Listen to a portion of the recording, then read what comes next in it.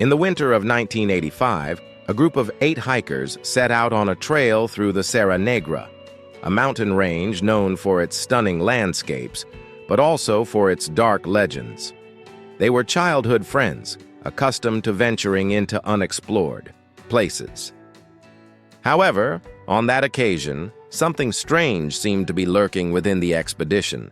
Their last record was a photo taken in front of the trailhead sign, where they smiled carefree. 2 days later, their families lost contact. Intense searches continued for weeks. Helicopters, sniffer dogs, volunteers. No clues, no backpacks, pieces of clothing or camping marks were found. It was as if the group had been swallowed by the mountain. The case made national news, being dubbed the mystery of the Serra Negra hikers. Theories arose: wild animal attack, falling into deep crevasses, even kidnapping by some sect that, at the time, was rumored in nearby villages. But nothing was ever proven. Time passed, and slowly, the tragedy faded into oblivion. Until in 2005, a local resident, exploring a secluded area of the mountains to hunt, made a disturbing discovery. Amidst the dense vegetation, hidden by dry branches and fallen rocks, lay a rusty iron cage. Inside, human bones huddled in positions that indicated suffering. Authorities were called, and experts soon confirmed they were the remains of the hikers who had disappeared 20 years earlier. But the mystery only deepened because experts worked for weeks to analyze the scene.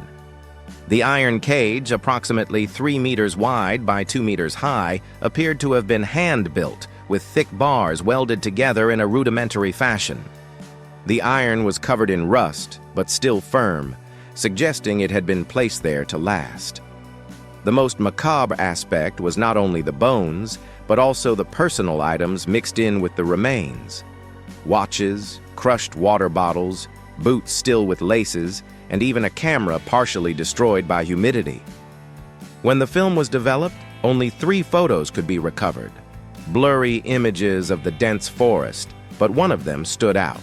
It showed something resembling a metal structure in the background, as if the hikers had already seen the cage before. They disappeared. The coroner concluded that the bodies showed no signs of animal attack. On the contrary, evidence pointed to prolonged deprivation, fragile bones, marks on the ribs that suggested extreme hunger. Everything indicated that the group had been imprisoned and left to die slowly. The most disturbing detail emerged when one of the investigators, while removing the stones surrounding the cage, found symbols engraved in the iron. Circular designs, similar to sigils used in occult rituals. Symbology experts stated that these markings were linked to ancient pagan practices related to sacrifice and the imprisonment of spirits. The question that haunted everyone was, who could have done this? And how did the structure reach this remote part of the mountain range with no access roads? As the police investigated, older residents began to speak, in hushed tones, about a legend that had haunted the region since the beginning of the last century. The story of a secret brotherhood that performed rituals in the forest, believing that human suffering strengthened their practices. And there was an even more disturbing detail. Inside the cage, among the bones, a decomposed notebook was found, partially protected by a plastic bag. Some pages were readable with shaky scrawled words that appeared to be from one of the hikers. The last legible sentence read, "They found us, and now we know the mountain will never let us out." The following pages of the notebook were almost entirely blurred by humidity and age. However, experts managed to recover some passages using ultraviolet light. What emerged left investigators shivering. One of the hikers had described in shaky handwriting that during the expedition they began hearing metallic sounds in the woods, like dragging chains or the clanging of iron. They thought it was their imagination, but on the second night, they reported strange lights appearing between the trees, like lanterns that never came closer. On the 3rd day of hiking, the group found A clearing. And there, partially covered by vegetation, stood the iron structure. The diary recounted the initial shock, the sense of threat everyone felt, and the decision to camp far away.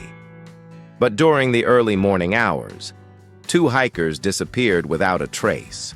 The others set off in a desperate search, and when they returned to the clearing, the cage was already closed, with them inside. The final notes became incoherent. Words like ritual, voices around, and they watch but don't enter appeared repeatedly. The official investigation never found any sign of who might have built the prison. No trace of a camp, no tools, or any remains of materials. Nothing to indicate human presence beyond the hikers. Still, the symbols engraved on the iron reinforced the theory that it wasn't just a physical trap, but rather part of a macabre ritual. One of the officers who asked not to be identified revealed years later that while collecting the remains, he and other officers heard dull knocks coming from deep within the forest. 3 blows at regular intervals, as if someone were hitting iron with a sledgehammer. The sound repeated twice, then stopped. The case was filed as death by undetermined circumstances, but for the residents of Serra Negra, the discovery only reinforced the belief that there is something in those mountains that should never be disturbed. And most disturbingly, after the cage was removed for study, explorers who returned to the site years later swear they saw a new iron structure, identical to the first, emerging among the trees. News of the second cage spread in 2015, when a group of urban explorers decided to document the abandoned sites of Serra Negra. Among ruins, forgotten trails, and caves, they recorded nighttime footage that was posted on online forums. In one of the videos, the camera shakes, the cameraman's breathing quickens, and as he focuses, a metal structure identical to the previous one appears out of the darkness, but intact, rust-free. The cage appeared newly built.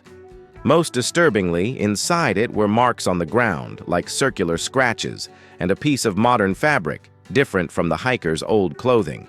It was from a sports jacket that had been released only a few years earlier. The footage quickly went viral, but few believed its authenticity.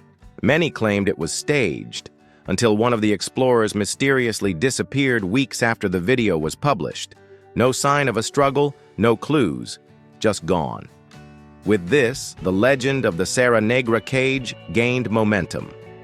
Residents began reporting that, on new moon nights, they could hear muffled screams coming from the forest, followed by metallic sounds echoing like chains being dragged. Some claim that, as they approached, they noticed a sudden, suffocating silence, as if the forest were watching them.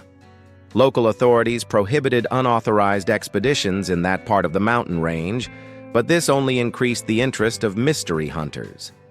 One of these independent investigators reported finding not just one, but 3 similar structures, scattered throughout the forest, some empty, others showing signs of recent occupation. The most macabre detail, in one of them, there was a handwritten diary, but in a completely different handwriting than that of the 1985 hikers. The first pages were relatively new, as if they had been written only a few months earlier, and in it was a phrase repeated several times, in increasingly shaky writing. They, "Don't let us die, only wait." The new diary found inside the third cage was small, black-covered, its pages still damp from the sawdust. Experts estimated it was no more than 2 years old, suggesting someone had been trapped there recently. The first entries were organized almost like a travelogue, descriptions of the forest, improvised coordinates, and comments about the feeling of being watched. The author appeared to be a lone adventurer or researcher, perhaps searching for the same legend as the hikers. But from the 4th page onward, the writing changed. The sentences became short, desperate. The cage was empty when I found it, but now I'm inside it. No one knew how he had been imprisoned. There were no signs of a break-in or a key. It was as if the structure had closed itself. The following pages described endless nights, the sound of footsteps all around, figures approaching but never revealing themselves, and a sense that the entire forest was alive and conscious. At one point, the author wrote, "They bring me food. Clean bones, I don't know where they come from." And then, "The new moon has returned. They are closer. They whisper among the trees. They say, 'I'm not the last.'" The last page was stained with dirt and blood, but still legible. The author had written only one word, repeated 6 times in crooked lines. "Wait!" When the explorers, who found the diary, tried to carry it out of the mountains, something inexplicable happened. One of them reported that the backpack where it was stored suddenly felt heavy, as if it had rocks inside. Upon opening it, they found the diary gone, leaving only the empty plastic bag. Of that group of 4 explorers, only 2 returned to the city. The other 2 were never found, and the survivors swore in contradictory testimonies that during the night they fled, they heard a scraping sound of iron, followed by voices murmuring their names from within the forest. After returning to town, the 2 survivors seemed normal at first, but gradually began displaying strange behavior. One of them began having recurring nightmares, waking up sweating and mumbling words no one understood. The other began isolating himself, avoiding all human contact and constantly looking back as if someone were following him. Neither of them could explain their colleague's disappearance or what exactly happened inside the mountain. When they tried to take investigators to the site, they felt an inexplicable pressure, as if the forest were repelling them. The second cage, which had been filmed, was never found, despite intense searches.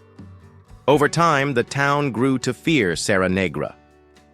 Residents say that on nights with a new moon, muffled screams and the creaking of iron still echo along the trails, as if the cage were still active, awaiting new visitors.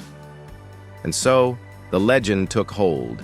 The disappearances of 1985, the new cages mysteriously appearing, and the lost diary became a dark warning. The Serra Negra does not forgive those who venture into its secrets, and those who enter may never leave, or return only to carry the memory of a terror that transcends time.